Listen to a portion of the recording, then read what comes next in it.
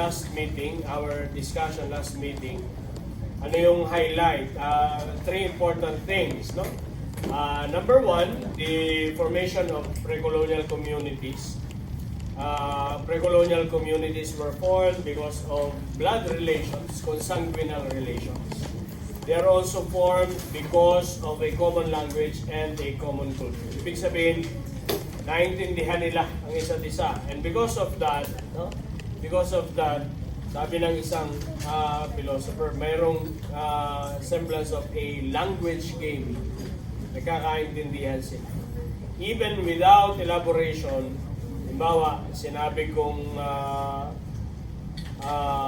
araw, naintindihan nila na ang opposite ng araw ay Gabi. ha? Gabi. Araw, ang opposite ng araw ay buwan. I need my language fix. Sorry. Although, syempre, magkakaintindihan din tayo kasi we share the same vocabulary, no? Ganun yung pre-colonial communities. Pangalawa, pinag-usapan din natin last time yung mga pillars ng communities to rationalize, no, labor, to divide, no, yung jobs in the community. They assigned, no, specific roles for each individual. Pero hindi lang naman assignment ito, role assignment. Mayroon itong kakabit na responsibility sa community. And dahil mayroong prestige attached to it, kailangan din nilang mag-qualify doon sa criteria, no, na sineset ng community. So, ano yung mga pillars na yan? You have DATU for the politics, Babaylan for the cultural realm, Bayani for the armed forces, and then yung mga professionals. Professionals, when talking about professionals, you are referring to the people possessing highly specialized skills na natututunan through apprenticeship at training ng napakatagal. Okay? And then, yung huli natin pinag-usapan yung pre-colonial religion na sinabi natin na despite colonial experience ng mga Filipinos, some elements persisted. Some elements survived, no? Although, ito nga nire-relegate, no, as superstition or as barbaric practices. But you'll see, no, how creative our ancestors were when they insisted, no, the continuity of these practices. Kung yun no, resistance yun. That's a form of resistance.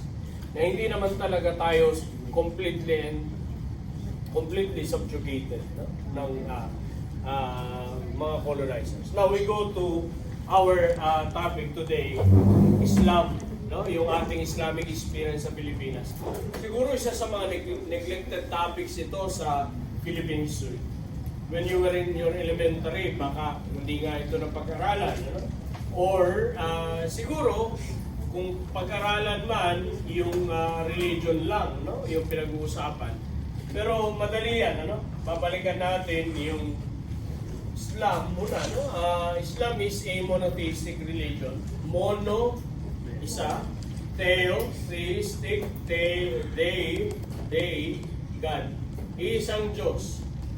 Muhammad was considered, no, revolutionary when he preached about Islam in Arabia, no, in the Arabian Peninsula from 610 to 632 AD.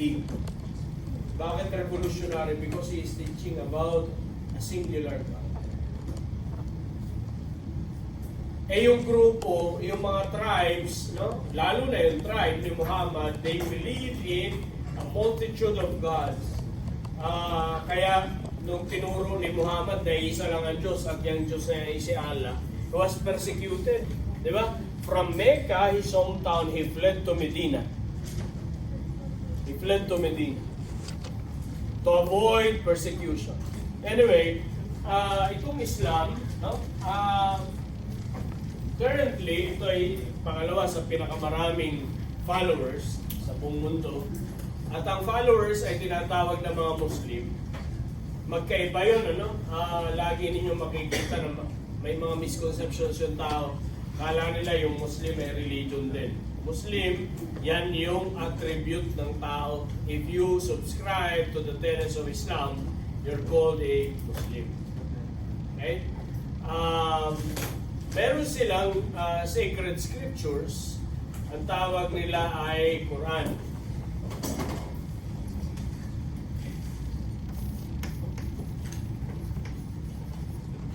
Ang Quran is a collection of all the revelations, no, from Allah to Muhammad. It started as part of the oral tradition of the people. Tinuturo, they transfer it, no? Pero eventually, nung nakita nila na nagbabago-bago yung interpretation, dumadami yung interpretation, they tried to codify it. And the codification happened during the third successor of Muhammad, the third Caliph, Osman. Noon ginawa yan. Okay. May Muslim pala sa inyo? May Muslim. Wala Muslim na yun dito? Sige. Baka yung iba. Later on, mag-decide na mag-convert.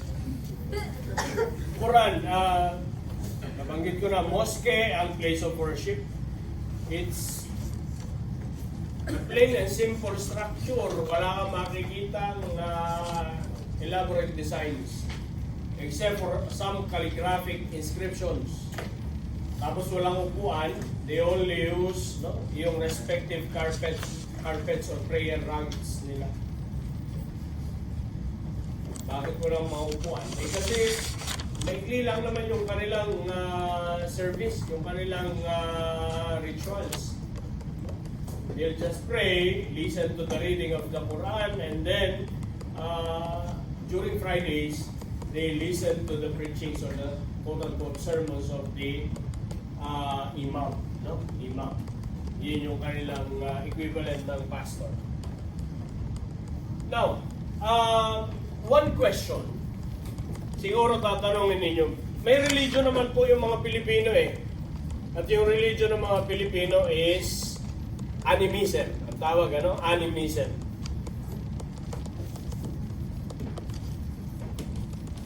Bakit ba animism? Galing yan doon sa word na animo.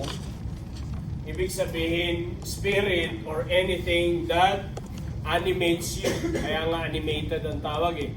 Kaya pag pinagagalaw mo yung mga drawings, ang tawag sa'yo, animator. Anime. Animo, no? May mga spirits ang lahat ng bagay. Living at saka non-living things. Animate or yung mga objects na walang buhay. Merong power yan. So, may religion yung mga Pilipino, pero bakit pagdating ng Islam, tinanggap natin ang Islam? Actually, before the introduction of Islam, mayroon ng mga other influences, other religious influences na nakapasok sa Pilipinas. Primarily, yung mga religion na nanggaling sa, major religions na nanggaling sa India, like Hinduism and Buddhism. Pero hindi fully na-embrace ng mga Pilipino. Siguro ang extent ng influence ng Hinduism ay language lang. Remember the term Raja? I told you earlier in our discussion last time, yung term na Raja was an introduction from Sanskrit, the sacred language in Hinduism. Raja means king or hari. Itong Hinduism at Buddhism, mas nagkaroon siya ng roots doon sa ibang parts ng Southeast Asia.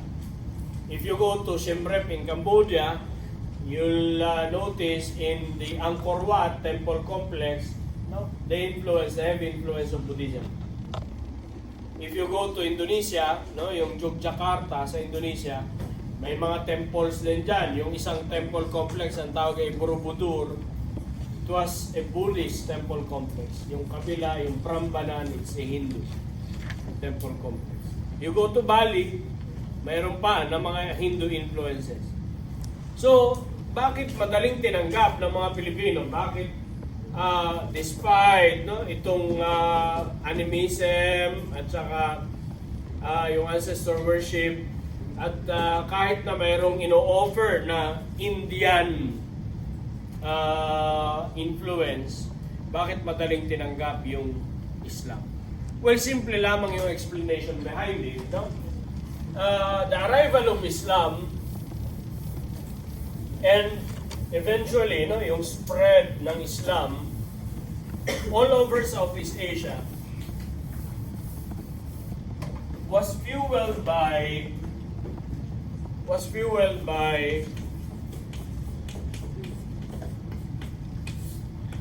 trade. So yung unang nagdala ng Islamic faith sa Southeast Asia hanggang sa Pilipinas, hanggang sa Sulu, ay mga traders. One reality, that we should not overlook. Yung trading, it's not plain and simple exchange of merchandise. When you trade, you are also exchanging what? Cultural elements. Even language. Kaya madaling kumakalat yung wika dahil sa trade, wala naman talagang formal na nagtuturo na ito yung language, ganito ninyo sasalitain ito. Kung gusto niyo madaling mag-facilitate yung spread ng language, you use it as the language of trade. Ang tawag sa linguistics ay lingua franca. Gamitin ninyo yan bilang lingua franca. Ganun ang nangyari sa Islam. Ang may dala niyan ay yung mga traders. Pero kahit na siya dala ng mga traders, ano yung appeal ng Islam? Ang appeal ng Islam is its relative simplicity.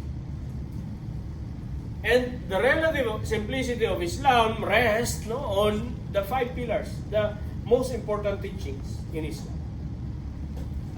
Ang Hinduism kasi, complicated ito. May hierarchy. Di ba? Hierarchical yung Hinduism May caste system. Di ba? Mababa yung uri ng mga merchants. Ang pinakamataas nila, yung Brahmin, yung priestly class. Tapos Kshatriya, yung mga military men. Pangatlo pa lamang sa rank, yung mga merchants. So, marami yung na-attract at first sa Hinduism, but eventually they abandoned it because it's hierarchical. Hierarchy. Ngayon, yung Buddhism. Ano yung problema ng maraming taga-Southeast Asia sa Buddhism? The original teaching of Buddhism is that it's atheistic. Walang Diyos sa Buddhism Tsaka walang reincarnation. Pag nag-end ng buhay mo ngayon, wala na. Kaya habang buhay ka, do everything na kaya mong gawin na mabuti. That's the original teachings of Buddhism. And,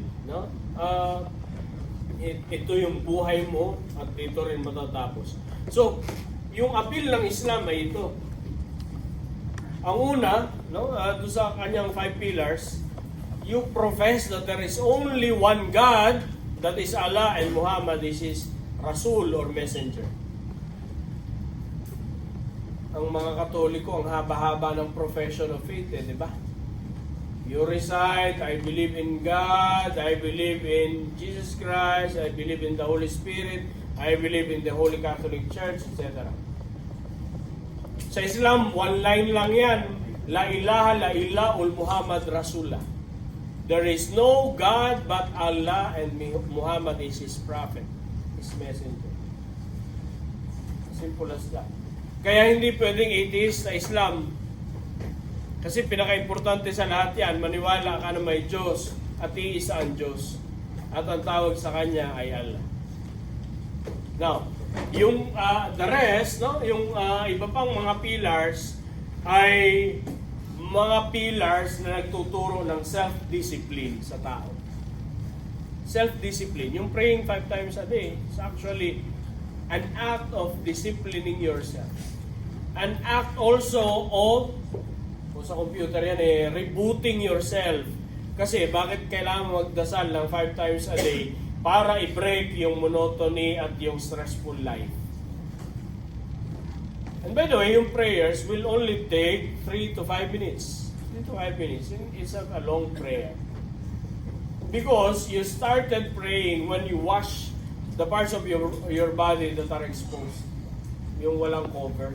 Kailangan i-wash yan no? Before praying. Now, praying 5 times a day facing Mecca is called Salah, no? Or Salah. The third pillar is Zakat. This is an act of charity expected for each Muslim. Kailangan na magkaroon ka ng panahon na mag-share whatever no? Na kaya mong ibigay. Regardless of your social station, regardless of your wealth. No? Kung kaya mong ibigay na tulong sa kapwa mo ay serbisyo, paglilingkod, hindi yun ang gagawin mo. Kung kaya mong ibigay ay material, wealth, no? Pwede. Okay? Psalm is fasting. This is a 40-day fasting. Lahat naman ng religion may mga fasting, may mga rules sa fasting. Hindi lang gaanong ino-observe na ngayon, halimbawa ng mga Katoliko. Pero sa Hinduism, may fasting. Or may mga restriction sa pagkain. Sa Judaism, di ba, kailangan kosher. May mga restrictions. Anong ibig sabihin nito? Pagdidisiplina yun. May isang anthropologist, pinag-aralan niya yung Book of Leviticus. Di ba yung Leviticus sa Bible, ang dami-daming prohibition. Bawal ang pork, bawal ang shrimp, bawal ang yung mga shells, mussels, etc. Pagka tinignan mo nga naman, no? At in-examine mo kung ano yung kanyang anthropology, yung kanyang medicinal explanation, medical explanation. Talaga namang ito yung source ng cholesterol, o source ng ano. That's why you have these kinds of prohibitions. Although of course, sa Bible, yung prohibitions ay batay doon sa konsepto nila ng tabu. Yung konsepto nila ng religious prohibition. Anyway, yung fasting, ganun din. Fasting para maging healthy ka uli. Yun ang ibig sabihin doon. Nare-restrict mo yung katawan mo sa pagkain ng excessive. Tapos, yung pinakamahirap sa lahat is Hajj. Pilgrimage to Mecca. Pero ba sa inyo lumaki sa Saudi Arabia? Tumira sa Saudi Arabia? Ha? Wala? Wala pa nakakarating sa Saudi? Isa sa ina-aspire ng bawat Muslim ay makaipon ng pera para makarating sa Saudi Arabia. Pero yung panahon na ito, yung pinag-uusapan natin sa panahon ito, it's really difficult for Southeast Asians to go there. So walang aeroplano Ang gagawin mo, sasakay ka ng boat, you go to India, and then sasabay ko doon sa mga camel caravans, or either you go to China, tapos sasabay ka doon sa mga camel caravans. Napakatagal. Yung iba hindi na nakakabalik. Nililibing na sa Saudi. Kasi, ang belief nila, pag namatay ka during the Hajj, diretso na sa langit yung kaluluwa. Okay, so yan yung reason. Bakit madaling tinanggap ng mga taga Southeast Asia ang Islam? Trivia lang naman ito. Para malaman ninyo, by the way, yung Islam at saka yung Judaism at Christianity, they are all related religions, di ba? Pagkakamag-anak yan Ang pagkakaiba lang nila, the only difference, lahat sila, tinitrace yung roots kay Abraham, kay Ibrahim, di ba?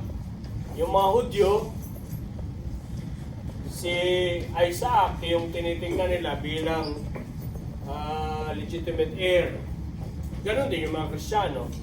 Pero sa mga Muslim, ang legitimate heir ay si Ibrahim, si Ismail. Di ba? Sa Middle East, alam na ninyo yun, yung principle ng primogeniture, yung panganay na firstborn male, siya yung pinaka-importante sa lahat because he will inherit everything. Wealth, prestige, power of the clan, of the family. Magkaiba sila ng interpretation doon. Yung mga Muslim, sabi nila, si Ishmael yun kasi technically si Ishmael naman talaga una yung pinanganak eh. Pero sabi ng mga Kristiyano, ng mga Hudyo, hindi si Ishmael because Ishmael was a son of a slave. Yung Egyptian slave, si Hagar, di ba? Kaya, para sa Judaism, ang talagang legitimate heir ay si Isaac because Isaac was born of a free woman, the legitimate wife of Abraham. Anyway, yan yung mapa ng Saudi Arabia. Majority ng mga Pinoy nandito, no? Sa Riyadh. Pero ito yung dalawa sa pinakabanal na lungsod. Yung Mecca or Makkah and Medina. The holiest city is Makkah. This is the place where you'll find the Kaaba, yung black stone. Tapos, yung iba ay pupunta din sa Medina because for some time, Medina was used as the place of refuge of Muhammad. Ngayon, punta natin yung Southeast Asia. Pagka tinignan ninyo yung spread ng Islam, ang isa sa pinakamalakas na pupuntahan ng Islam o Southeast Asia. Malaysia, yung island parts ng Malaysia. Particularly Malacca. Bakit? I-trade uli yan.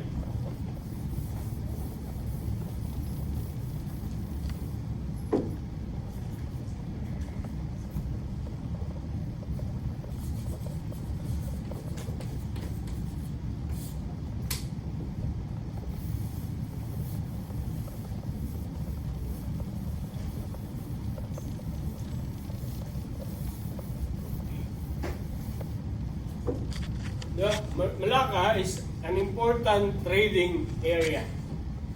Parang emporium yan eh. Lahat ng kailangan mo na mga luxury goods.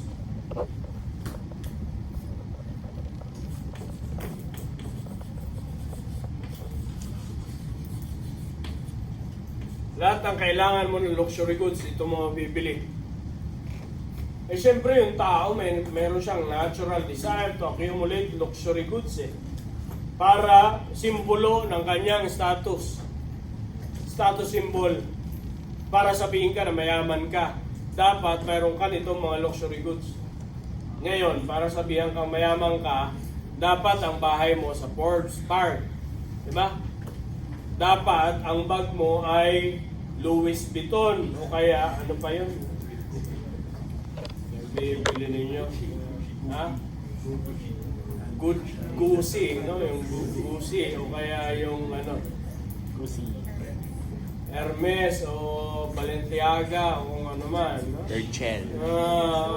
Ek sa buhay, ha? Louis. Yung luxury goods noon, hindi ganyan. Ang luxury goods, pearl,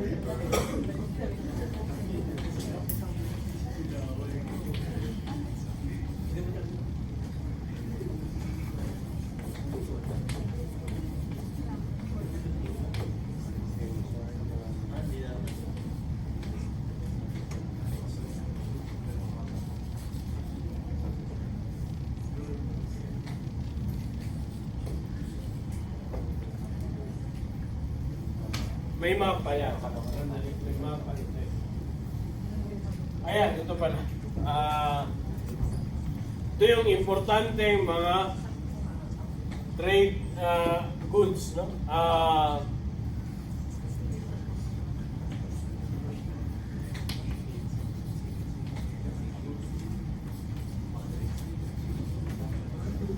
Hanggang ngayon ay kinukonsider as very precious para sa mga taga-Southeast Asia. Beads, no? Sa Cordillera, pag nakita ninyo yung mga yung indigenous peoples sa Kalinga, halimbawa, kung gaano kahaba yung beads mo, ganun kayaman.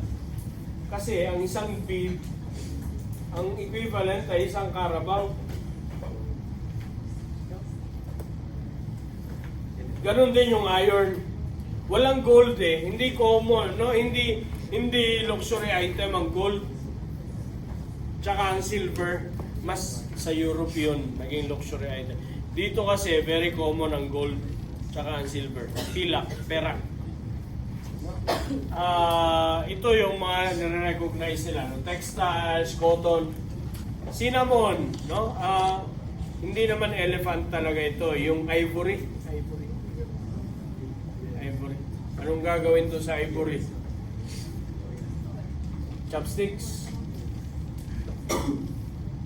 Ganun ka anong tao nun, ano? Kaya nga kawawa naman yung mga elephant. Diba? Kukunin yung task ng elepante, ang gagawin lang nila na chopsticks. Or gagawin lang nila na mga beads ng kanilang necklace.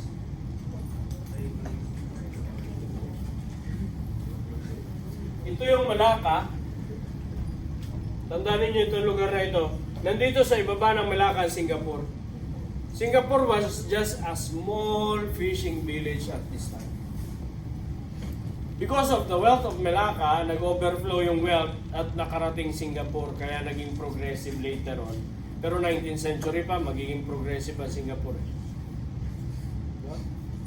So dito lahat nagmi-meet yung mga traders, merchants, Arabs, Indians, Filipinos, Chinese. Now, in this area of Southeast Asia, ito rin yung binabanggit ko kanina. In this area of Southeast Asia, there is no dominant religion unlike in India. Kaya mas madaling nakapenetrate ang Islam. And early converts of Islam were actually residents of the seashore or of yung mga communities na malapit sa dagat. Sila yung mga unang converts. Kaya nga Malacca eh, no? Bakit? Kasi traders, saan ba unang nakakarating ang traders? Doon sa mga malalapit sa dagat.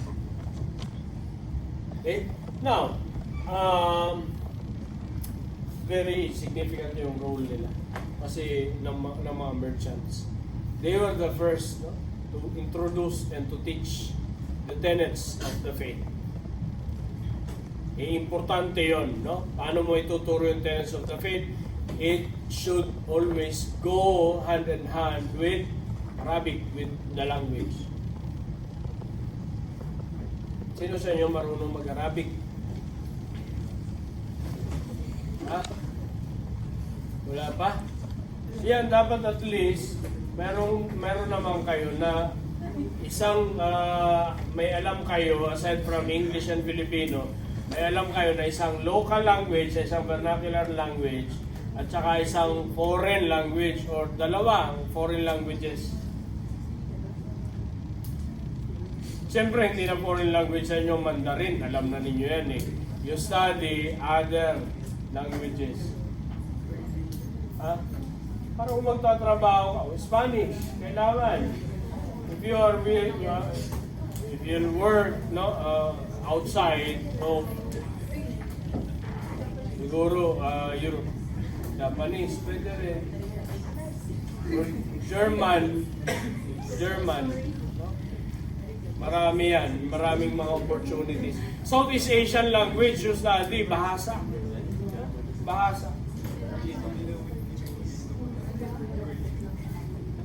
The foreign language too. Malacca, we're already through with, Malacca. Ito yung mapa.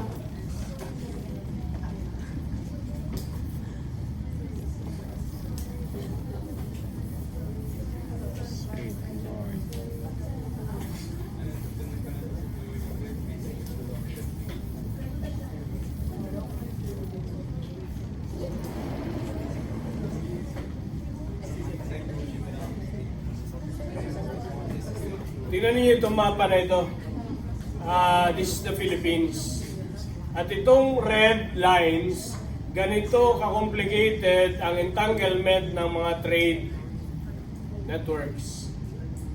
Ibig sabihin, napakahalaga, no? China, you have Thailand here, you have India, you have the rest of Indonesia, present-day Indonesia and Malaysia. So, kasama, kakabit yung Pilipinas. In fact, no, ang nag-facilitate, bakit napasama tayo doon? Initially, ang nag-facilitate ay ang mga Chinese. Kanina tinatanong, bakit daw nakarating dito ang mga Chinese? Trade. Siyempre trade. At wala silang alam na Pilipinas. Ang tawag nila sa Pilipinas ay MAI. This is the old name of the Philippines. Based on the Chinese accounts. Ang isa sa pinaka-famous na chronicle ng isang dynasty sa China ay Shu Fan Shi. Alam niyo kung ano ibig sabihin niya? Hindi ko rin alam. Alam mo yan? This is the account about the barbarians. That's the rough translation. The account about the barbarians. Barbarians ang tingin nila sa atin eh. Kasi di ba, yung mga Chinese, mayayabang yung mga yan. They believe that they are the center of the world, Chungko. At yung nasa labas ng China, mga barbaro yan. But they treat us properly, makikita ninyo. Itong account na ito was prepared during the Song Dynasty. Kailan yung Song Dynasty? Ha? Kailan yung Song Dynasty? Hoy, mga Chinese kayo, alam dapat ninyo ito. I never studied. Ha? After ng Tang, wag ninyong hulaan. Top dynasty.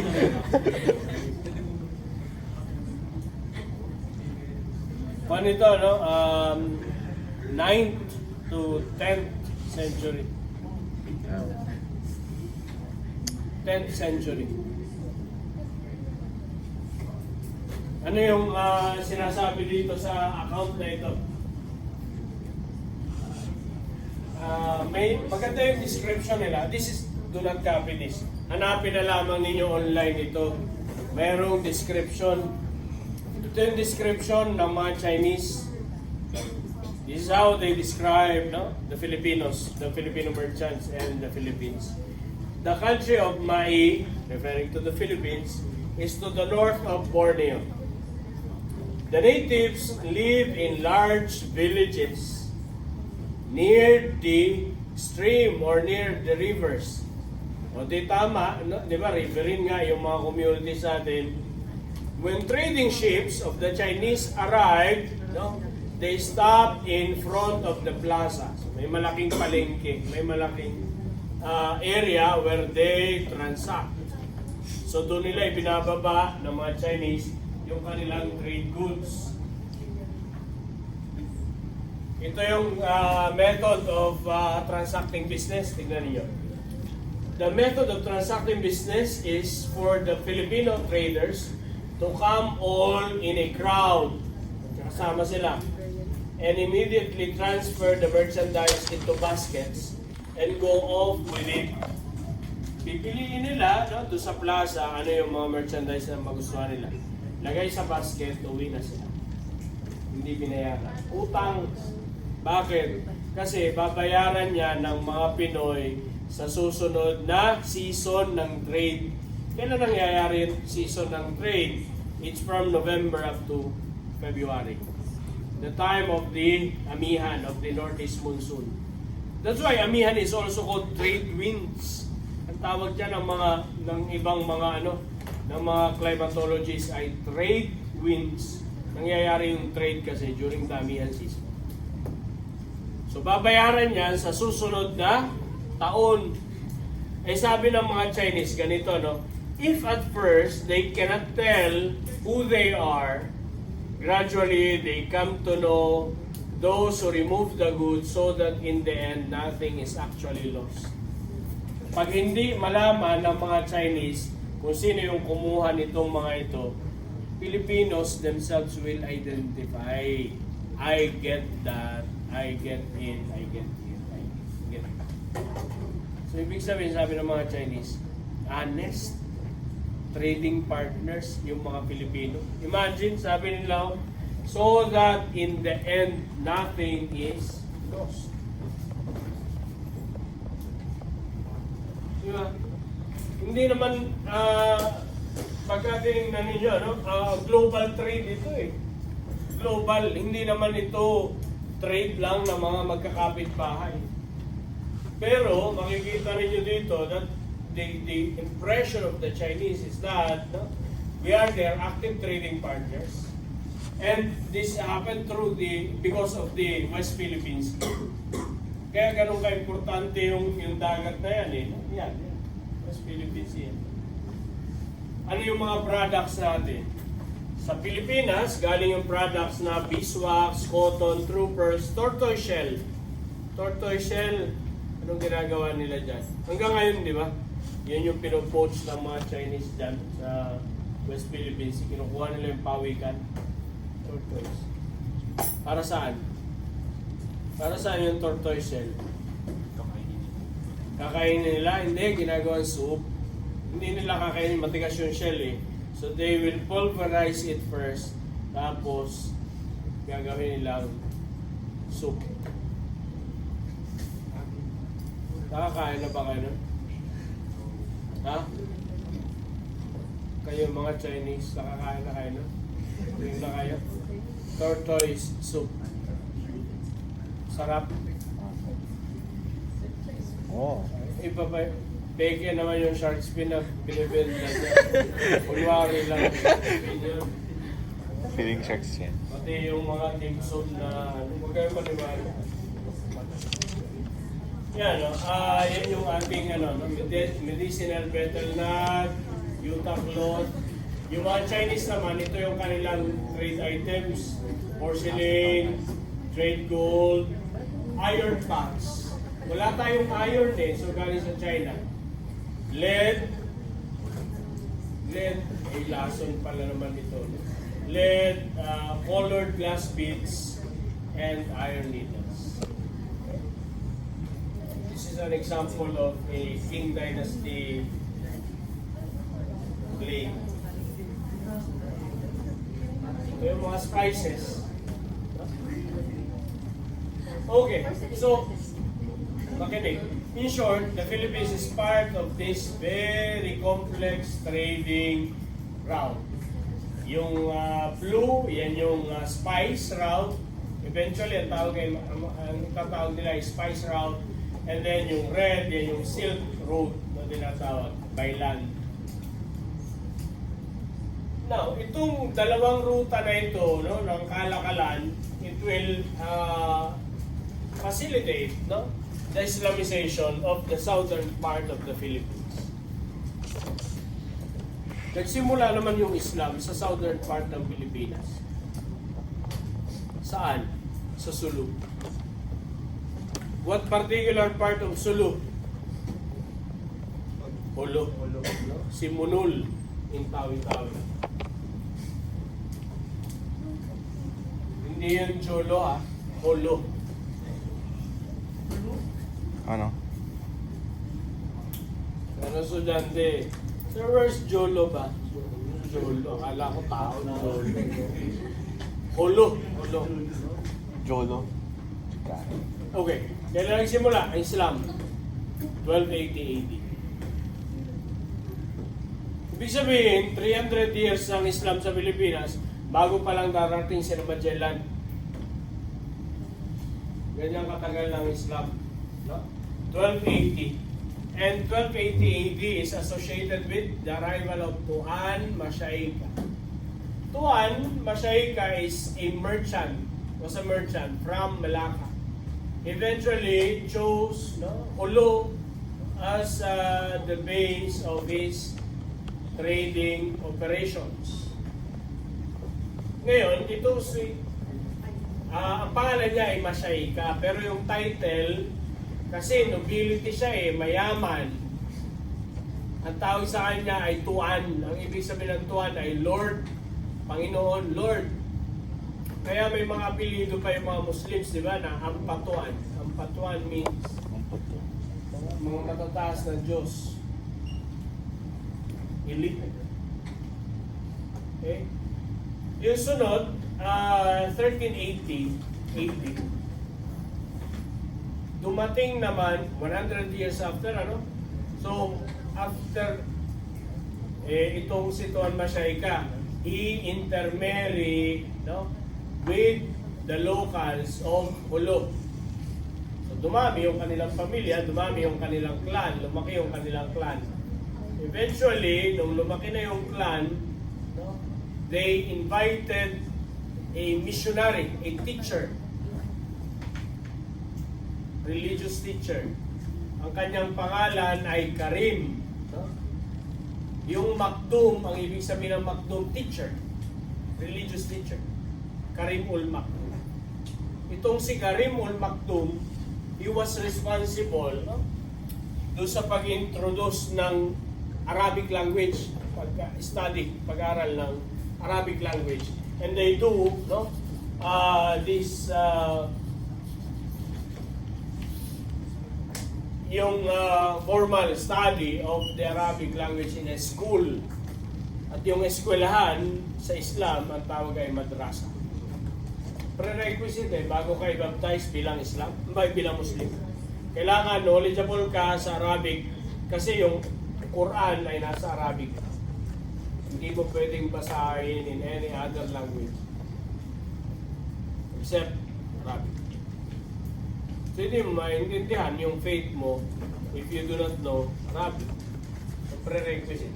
Nag-aral sila at yung nagbukas ng mga madrasa initially ay si Karimul Makdum. Yung sunod, so meron kang economic, no, trade, tapos yung sunod ay religious.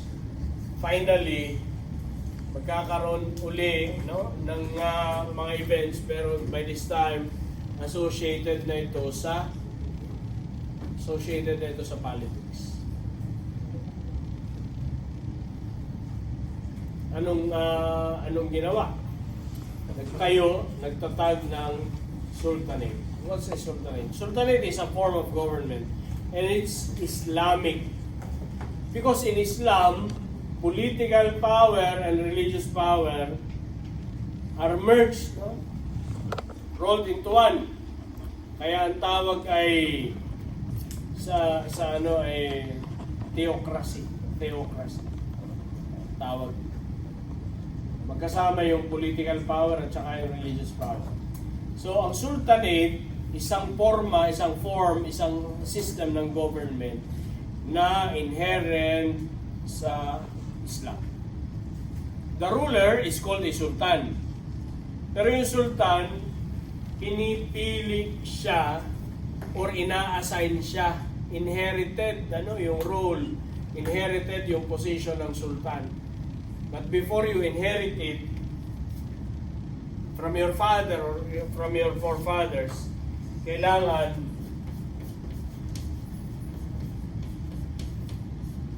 you belong to the nobility. In Sulu, where the first sultanate was established, they formally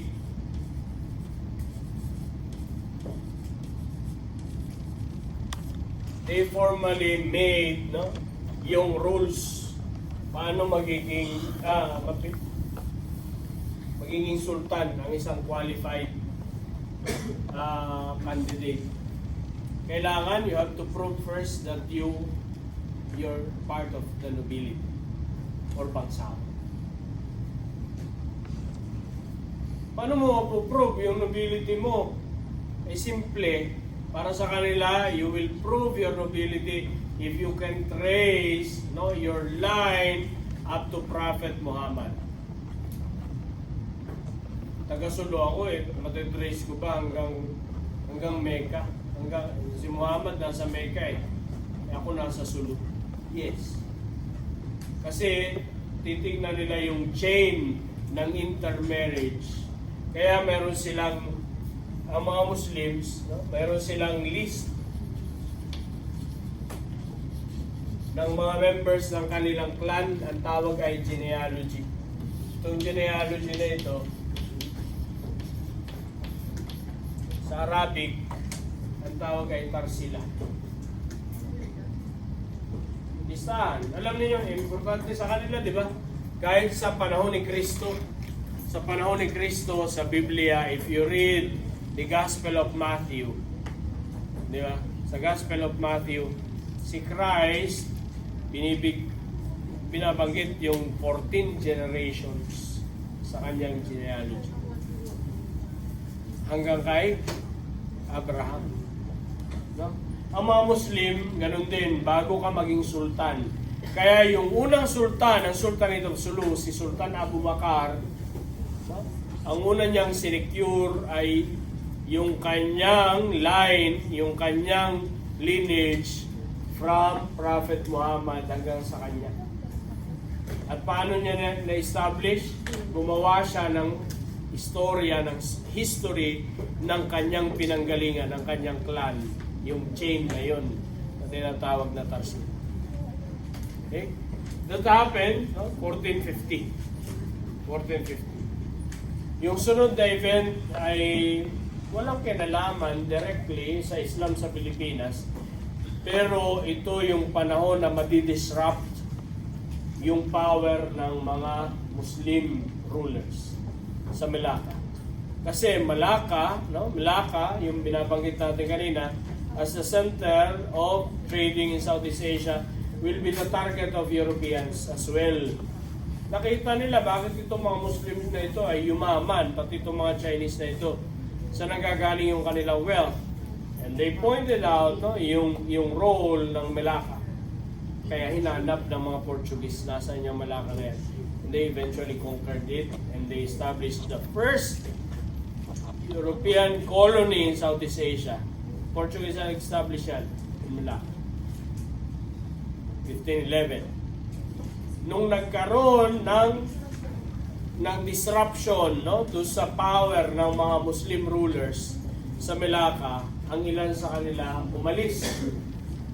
Nagpunta sa Pilipinas at yung isang nakarating sa Maguindanao will establish the second sultanate, and that is the Sultanate of Maguindanao.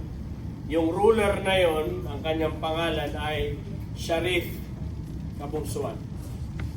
Anong ibig sabihin ng Sharif? Sharif, ang ibig sabihin niyan, you belong to the nobility, you descended from Prophet Muhammad. Only those who descended from Prophet Muhammad are entitled to use the title Sharif. And eventually, nakapasok na rin sa English language eh. Sheriff, yung sheriff sa English language. May tanong kayo? These are the 5 important turning points, no, associated with Islamization. Tanong? Naintindihan niyo? Pag ipinakwento ko sa inyo, so parang kasaysayan ng Pilipinas, mula sa Calauman hanggang dito sa pagdating ng Islam, masusundan ba ninyo? Susundan ba ninyo? More or less, may kikwento mo ba? Halimbawa, may kaibigan kang taga Pluto o taga Jupiter. May kikwento mo ba sa kanya? Ganito yung kasaysayan ng Pilipinas, nagsimula sa Calauman, Tabonman, Homo sapiens, tapos dumating yung mga Austronesians, tinayo ng mga Austronesians yung pre-colonial communities, eventually nakarating yung Islam sa Pilipinas. Kaya mo yan? Kwento? Sa taga-Jupiter?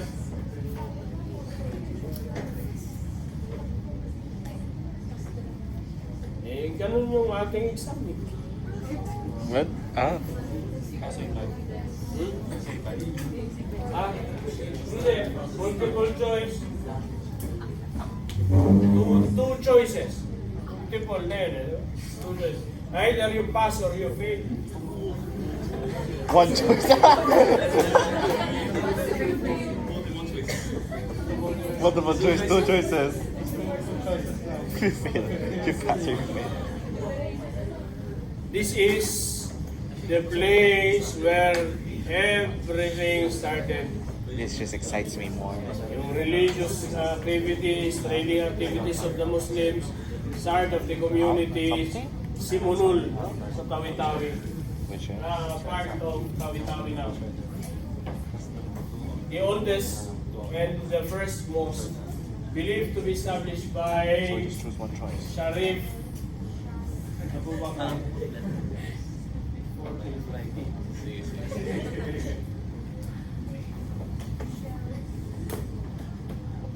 Sabihin mo na, mag-attend na lang na buksan mong bintana.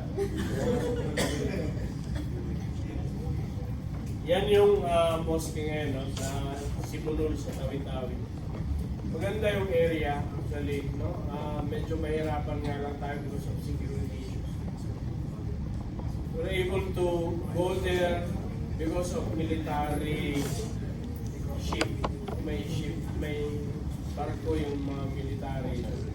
Pinayagan yung mga historians ng late 90s.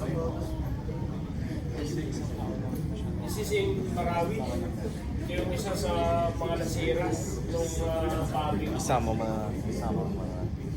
Just join mo. So. It's the best way. Ilan sa mga flags, no, ng Sultanate of Sulu. So, well organized eh. They have their own bureaucracy. They have their own currency. May sarili silang pera. May sarili silang flag. May sarili silang law. Batas. Ito yung flag. This is an American era photograph of the Sultanate. Sultan. Mula sa gitna, yung parang may camera sa harap. Okay. Ito nabanggit ko na sa inyo kanina. Paano pinipili yung sultan? Number one, dapat nobility. Bangsawan. Yung sunod, ilmawan. Sa bahasa kasi, yung word na ilmu, ang ibig sabihin ay matalino, intelligent. Oh. Pero intelligence is measured based on your knowledge of the laws. Oh, never mind. Quran, yung Quranic law na tinatawag na Sharia, and the laws based on the traditions, which is called adat. Dapat alam mo yung dalawang klase ng batas na yan. May exam, merong kailangan ipakita mo. Kasi ang sultan, siya yung pupuntahan ng tao kapag merong conflict na kailangan resolve. Eh, kung hindi mo alam yung batas, walang aasahan sa iyo yung constituency. No? So, you have to possess that kind of intelligence in terms of mastery, no, of these two types of law. Yung pangatlo, kamagulangan. From the word magulang, gurang, ibig sabihin matanda, mature. Magulang. Kaya nga magulang ang tawag mo sa nanay at tatay mo, parents. Chronologically, yun sa age, dapat matanda. Ngayon, paano kung merong mga, di ba, may mga sultan na namamatay ng mas bata, so yung kanilang anak maliliit pa, yung heir apparent, nag-appoint ng regent, yung tinatawag na regent. For the meantime, siya muna yung tatayo doon sa place ng sultan. And then, yung sunod is altawan. Altawan is wealth. Anong klase ng wealth? Kailangan ipakita mo na malawak yung lupain mo, na mayroon kang palasyo o astana. Kaya sa Brunei, pagka tinignan ninyo, di ba? Nakarating na kayo sa Brunei, yung pinakamalaking doon ay yung palasyo ng sultan, no? Ni Sultan Bolkiah. It's called astana. Kailangan ipakita mo yung wealth. No? At panghuli, charisma, power. In short, pagdating na ninyo, lahat ng ito ay alam na rin ng mga pinuno natin, di ba, yung mga dato. Ang tanging kakaiba lamang ay yung role o yung criterion na may kinalaman doon sa pagiging noble. The rest, no? Kaya din madaling tinanggap ng mga Pilipino ang Islam at saka ang Sultanate. Because the criteria, no? Yung criteria is not new except for the Tarsila, the knowledge, the bangsawan part. Sige. Ito yung summary.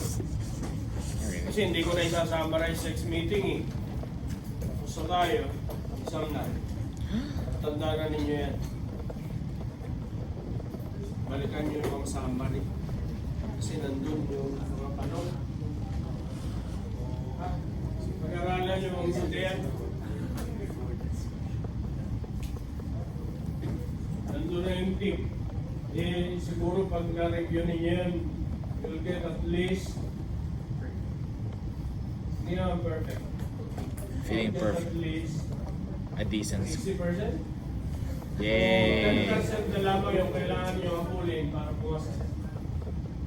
Yung 10% prayers yun. Prayers and good night's rest. I'm bragging. Just bragging. Constitution.